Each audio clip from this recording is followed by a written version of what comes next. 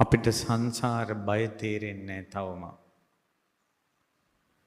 සසර බය තේරෙන්නේ නෑමයි තවම.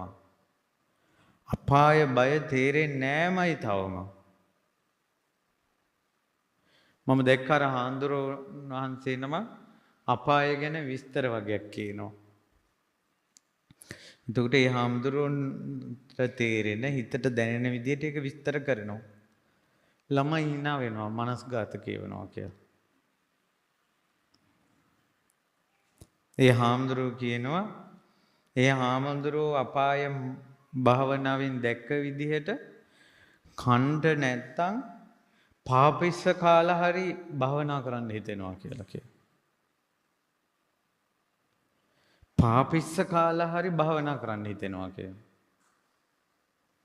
ඒක හරි. අපායේ ගිනි දැල් දැක්කට පස්සේ ඒ උන්වහන්සේ ඒ කියනවා ඒ අපාය උන්වහන්සේ මනසින් දැක්ක විදිහට ඒ දැකලා ආපහු පියවිසීහට එනකොට වතුර බාල්දියක් හැලුවා වගේ බිම මේ දාඩිය තිබ්බා කියලා. මම මීට කලින් එක මහත්තයෙක් ওই මනෝකයෙන් එයා අපායට ගිහිල්ලා එයාට සිහිය එනකොට බඩ ගිහිල්ලා තිබ්බා කිව්වා. බඩ ගිහිල්ලා තිබ්බා කිව්වා.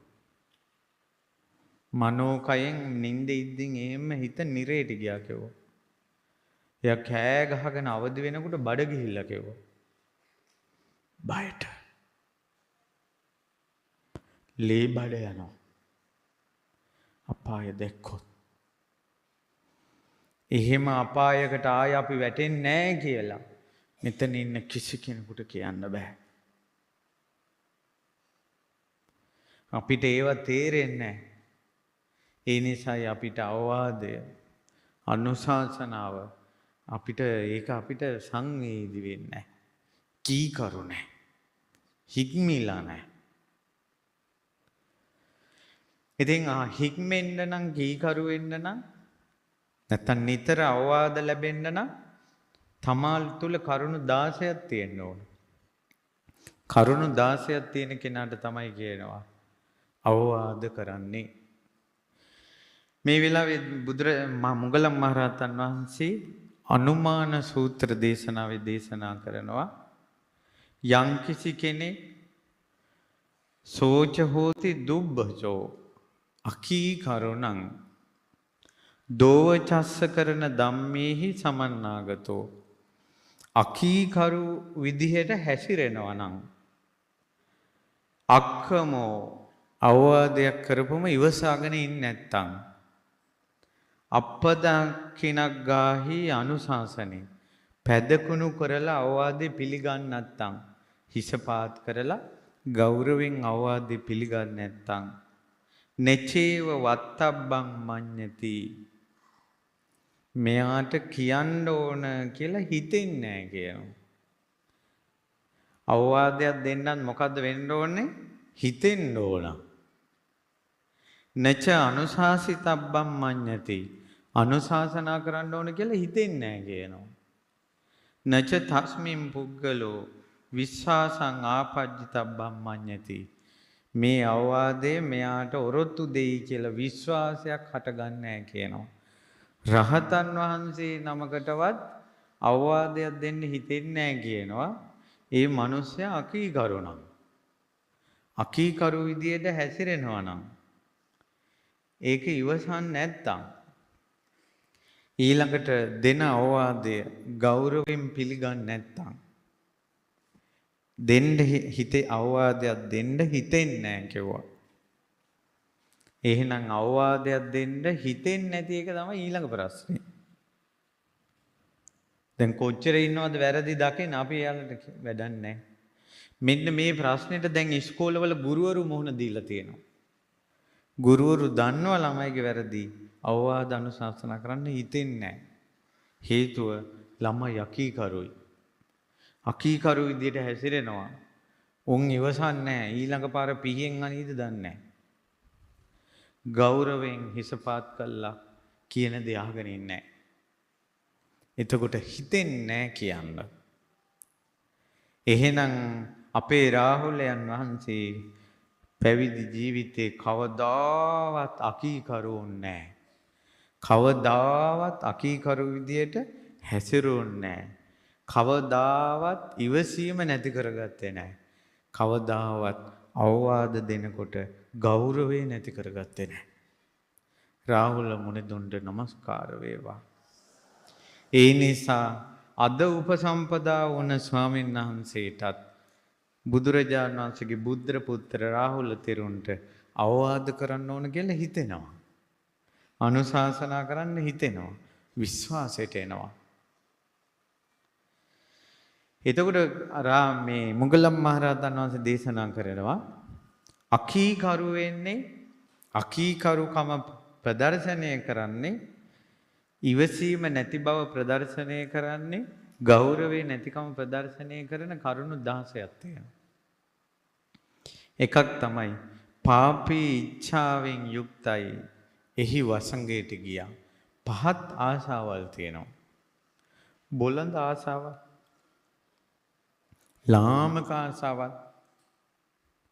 ලාමක ආශාවල්, මගේ නම කියයි, මට hina වෙයි, ලාමක ආශාවල්. මම තමයි ඉස්සරහා යන්න ඕනන්නේ. මම තමයි පොලිමේ ඉස්සරහා ඉන්න ඕනන්නේ. මගේ මල් වට්ටිය තමයි මේසෙ මැදම තියන්න ඕන. ලාමක ආශා. ස්ටේජ් එකේදී කට්ටිය ඔක්කොටම පේන්න මගේ පිරිකරේ පූජා කරන්න ඕන. ලාමක ආශා. තමන් කැපී පේන්න තමන්ට තැනක් ගන්න වැඩ කටයුතු කරන්න. ඒවට කියනවා ලාමක ආසා. තමන්ගේ නම කියවෙනවට ආසා. ලාමක ආසා ඒවා. මොකක්ද ඒකේ ඇති වැඩි? ඒ හේතු කරගෙන නිවනට යනවද? පුටින් මහත්තයා දන්නවද ඔයාලා මෙතන පිරිකරක් පූජා කළා කියලා?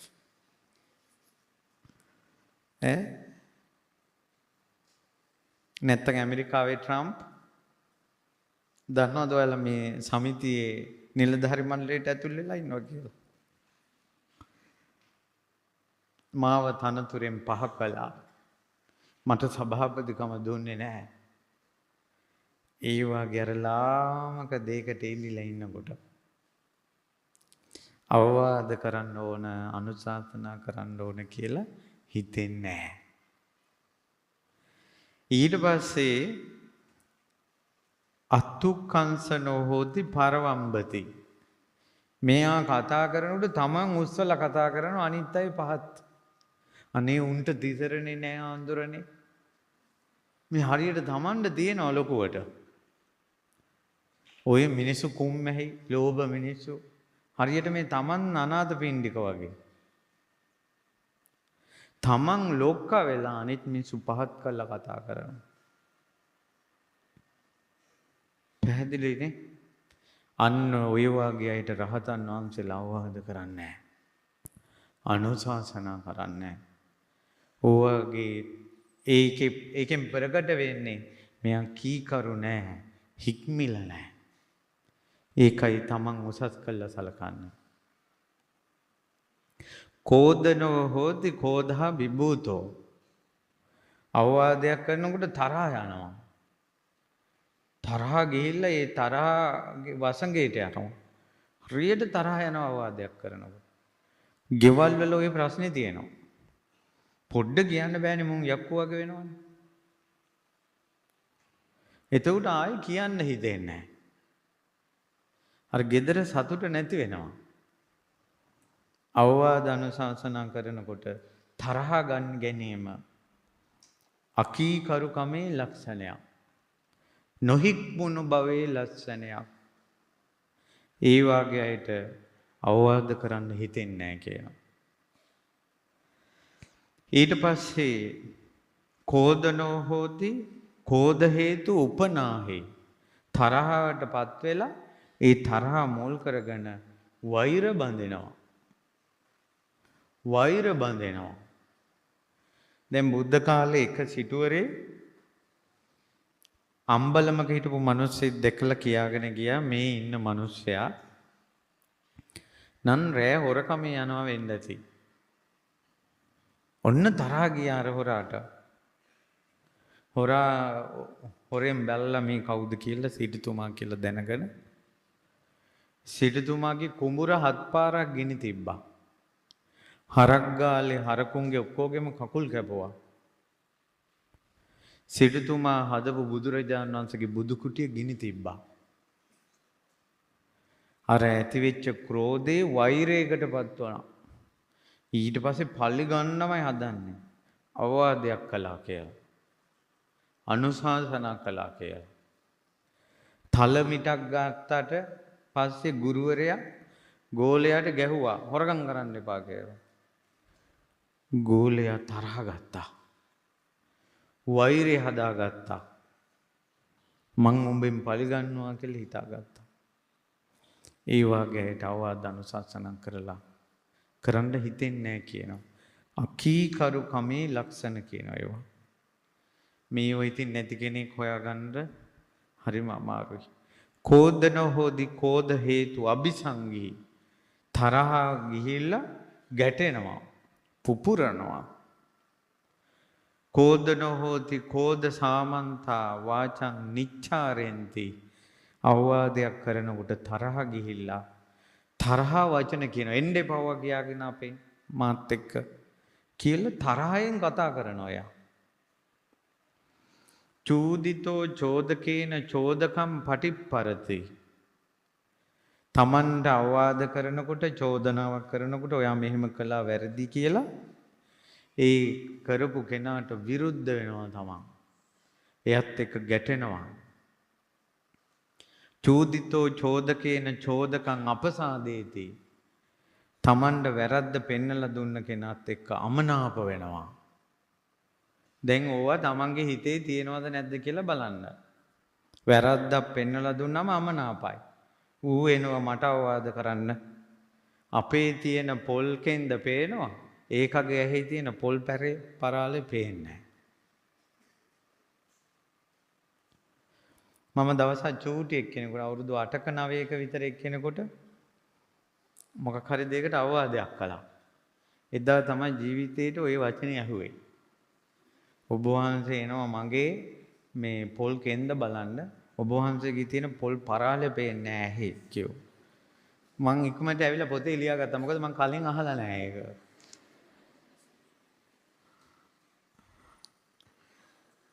එදයින් පස්සේ මොකක් කියන්නේ ගියේ නෑ මම. එතකොට අමනාප වෙනවා කිව්ව ගමන්. චෝදිතෝ චෝදකේන චෝදකස්ස පච්චාරෝපෙති. වැරද්දක් පෙන්නලා අවවාද කරනකොට තමුසේනවා මට මේක කරන්න. ඇයි තමුසේ දහවල් දෙය කළේ කියලා කියපු කෙනාගේ වැරද්දක් පෙන්නනවා. කවදාවත් දුවේ පුතේ තමන්ට වැරද්දක් කියද්දී කියන කෙනාගේ වැරද්දක් තිබ්බත් ඒකේ විලවි කියන්න එපා. හොඳ නෑ ඒක. නිවන් මාර්ගයේ වෙනම පැත්තක්. සංසාරේ යනවා කියන එක වෙනම පැත්තක්. කියන්නේ එන කෙනාගේ වැරද්දක් පෙන්නලා ඒ වෙලාවෙම කියාගෙන එන එකේ කට වහන්න පුළුවන් අපිට. ඒක සංසාරේ යන පාර. නිවන් දකින පාර තමයි තමන්ට අවවාද කරනකොට වැරද්දක් පෙන්නනකොට එයාගේ වැරදි කියන්න හොඳ නැහැ. ඊට පස්සේ චෝදිතෝ චෝදකේන අඤ්ඤේ නඤ්ඤම් පටිචරති බහිද්ධා කතං අපනාමේති කෝපංච දෝසංච අපච්චයන්ච පාතු කරෝති. තමන්ට කෙනෙක් වැරද්දක් පෙන්නලා අවවාද අනුශාසනා කරනකොට මෙයා මොකද කරන්නේ? වෙන දේවල් කියලා අර කියන එක වහලා දානවා. වෙන කතා කියලා අර කියන එක වහලා දානවා. තරහව අමනාපය ඒක අහන්න කැමති නැති බව ප්‍රකට කරලා වහලා දානවා. ඉදිරියට කියන්න දෙන්නේ නැහැ. ඒ ඔක්කොම අකීකරු කමේ ලක්ෂණ. නොහික්කුන්ම කමේ ලක්ෂණ. චෝදිතෝ චෝදකේන අපදානේන න සම්පායති. තමන්ට වැරද්දක් පෙන්නලා ඔහෙ මේක කළාද නැද්ද කියලා අහනකොට ඇත්ත කතාව එළියට ගන්නෑ. ලිස්සල යනවා ආදා වගේ තමන්ගේ අපදානය තමන්ගේ ඇතුළ එළියට ගන්නෑ. ඇත්ත කතාව කියන්නේ යා. වැරද්දකදී ඇත්ත කතාව නොකියන එක නැත්තේ කවුරුන්ගේද මෙතන? බය වෙන්න එපා. ඔක්කොම එක නැවේ. ඔක්කොම එක නැවේ. දැන් අපි යන්නේ මොන පාරේද? යන්න ඕන මොන පාරේද? තමන්ගේ ඇත්ත කතාව එළියට දාන්නේ නැහැ කිය. වෙන හිමීට ආන්ද වගේ ලිස්සල යනවා කිය. ඒ ඇත්ත කතාව එළියට දාන්න බැරි නිසා සමහර වැරදිවලදී තමන්ගේ වැරද්ද තියාගෙන බුදුන් ගැන දිවුරනවා. අම්මා තාත්තා ගැන දිවුරනවා. කොහොම භයානක කර්ම සකස් වෙනවද? මක්ඛී හෝති පලාසේ ගුණමකොයි. අනුන්ගේ ගුණ මකනවා. අනේ මගේ වැරද්දක් අඩුපාඩුවක් පෙන්වලා දුන්නා කියලා හිතන්නේ. එයා එනවා අපිට මේවා කරන්න එයාගේ වැරදි අපිනේ දන්නේ කියලා අර මිනිස්යාගේ ගුණ මකනවා. පලාසී කියන්නේ දැඩි එකට එක කරනවා. ඉස්සුකී මච්චරි ඉරිසියයි මසුරුයි. සටෝ හෝති මායාවේ සට කපට මායා. තද්දෝ හෝති අතිමානෝ දැඩි අධික මාන්නෙන් ඉන්නවා. සන්දිට්ඨි පරාමාසී හෝති ආදානක් ගාහි දුප්පටි නිස්සග්ගී. තමන්ගේ අදහස කොච්චර අවවාද කළත් අත්හරින්නේ නැහැ. තමන්ගේ ස්වයං දෘෂ්ටිය පරාමර්ශනය කර කරමයි ඉන්නේ. එයාගේ අදහස් කොච්චර අවවාද කළත් අත්හරින්නේ නැහැ. ඔය වගේ මිනිසුන්ට අවවාද කළා වැඩක් නැහැ. කීකරු නැහැ, හික්මිලා නැහැ. මම මේ විස්තරي කියන්න ගත්තේ අපේ රාහුල මොනිදුන් ජීවිතේ පුරාවටම පාපී ආසාවන්ගෙන් යුක්ත වෙලා නැහැ. නමස්කාර වේවා. අපේ රාහුල තෙරඳුන් පැවිදි ජීවිතේ පුරාවටම තමන් උසස් කරලා අනුන් පහත් කරලා කතා කරලා නැහැ. ජීවිතේ පුරාවටම ඔයාලා සෑයක් හදන්නේ සුළුපටු කෙනෙකුට නෙවෙයි. අපේ රාහුල තෙරුන් ජීවිතේ පුරාවටම ක්‍රෝධයෙන් යුක්ත වෙලා නැහැ. ක්‍රෝධයෙන් යට වෙලා නැහැ. කාටවත් වෛර කරලා නැහැ. අපේ රාහුල තෙරිඳු අවවාද කරන කිසිම කෙනෙක් ගැන ගැටිලා නැහැ. අවවාද කරන කෙනෙකුට විරුද්ධ වෙලා නැහැ. ක්‍රෝධයෙන් තරහෙන් කතා කළා නැහැ පැවිදි ජීවිතේම. ඊළඟට තමන්ට වැරද්දක් පෙන්නලා දුන්න කෙනාට විරුද්ධ වෙලා නැහැ, ගැටිලා නැහැ. අමනාපය පෙන්නලා නැහැ. තමන්ට අවවාද කරන කෙනෙකුට පෙරලා අවවාද කළා නැහැ. වෙන කතාවකින් කතාව වහලා නැහැ. අපේ රාහුල තෙරඳුන් තමන්ගේ ජීවිතේ බාහිරට ප්‍රකට කළා. සැඟවුන ජීවිතයක් නැහැ. වැරදි හංග ගැනීමක් නැහැ. අපේ රාහුල තෙරඳුන් ගුණමකු වෙලා නැහැ, එකට එක කළා නැහැ. අපේ රාහුල තෙරඳුන් ඉරිසියාවෙන් ඉඳලා නැහැ, මසුරුකමෙන් ඉඳලා නැහැ. අපේ රාහුල තෙරඳුන් සටකපට මායන් එක්ක ඉඳලා නැහැ. අපේ රාහුල තෙරඳුන් දැඩි බවෙන් මම බුදු කෙනෙක්ගේ පුතෙක් කියලා දැඩිකමෙන් ඉඳලා නැහැ. හැබැයි චන්න තෙරුන්ට බුදුරජාණන් වහන්සේ ජීවත් වෙලා ඉඳින් සෝවාන් වෙන්නවත් බැරි වුණා. ඇයි ඒ? මමයි එකට ඉපදුනේ. මමයි කාන්තකාශ්‍යයත් එක්ක ගෙනිච්චේ. මමයි කෙස් කපනකොට ළඟ හිටියේ. මමයි ගටිකාර බ්‍රහ්මයා දැක්කේ කියලා තමන් තමයි කෙරුමා කියන දැන හිටියා. ඒ නිසා සංඝයා අවවාද කළේ නැහැ. අනුශාසනා කළේ නැහැ. ගුරුවරු විදිහට අවවාද කළත් අනුශාසනා කළත් චන්න තෙරුන් ගැටුණා. ඒ නිසා මඟපල් ලබන්න බැරි වුණා. අවසාන මොහොතේ යම් දවසක දැඩිකම අත්හැරියාද අහංකාරකම අත්හැරියාද අන්න එදාට මඟපල් ලැබුණා. අපේ රාහුල තෙරුන් කවදාවත් තමන්ගේ අදහසින් දැඩිව බැසගෙන ඉඳලා නැහැ. හැම වෙලාවෙම ශාස්ත්‍රුන් වහන්සේගේ අවවාදයෙන් ගුරුවරුන්ගේ අවවාදයෙන් හැම වෙලාවෙම අලුත් වෙනවා. එකම අදහසේ ඉන්න එපා. ටිකක් අලුත් වෙන්න. එතකොට පින්වතුනි ඒ නිසා සංඝයාත් කීකරුකම ඇතිවන කීකරුකමෙන් යුක්ත නිසා නිතර රාහුල තෙරුන්ට අවවාද කළා. එතකොට බුදුරජාණන් වහන්සේගේ ශාසනයේ මුගලන් මහරහතන් වහන්සේ වදාලා මේ අකීකරුකම ඇති වෙන කරුණු 16 කෙනෙක් තුල නැත්තම් දිවා රාත්‍රී එයා ප්‍රීතියෙන් ඉන්න කිව්වා. මං අකීකරු කෙනෙක් නෙවෙයි. මම නොහික්මුණ කෙනෙක් නෙවෙයි කියලා. අපේ රාහුල තෙරුන්ගේ මුළු පැවිදි ජීවිතේම දුක් සහිත පැවිදි ජීවිතයක්ද ප්‍රීතියෙන් ගෙවුණු පැවිදි ජීවිතයක්ද? ප්‍රීතියෙන්. කවදාවත් මහානකම එපා වෙලා නැහැ. කවදාවත් මහානකමේ පීඩාවක් දැනෙලා නැහැ. ගස් යට ඉන්නේ.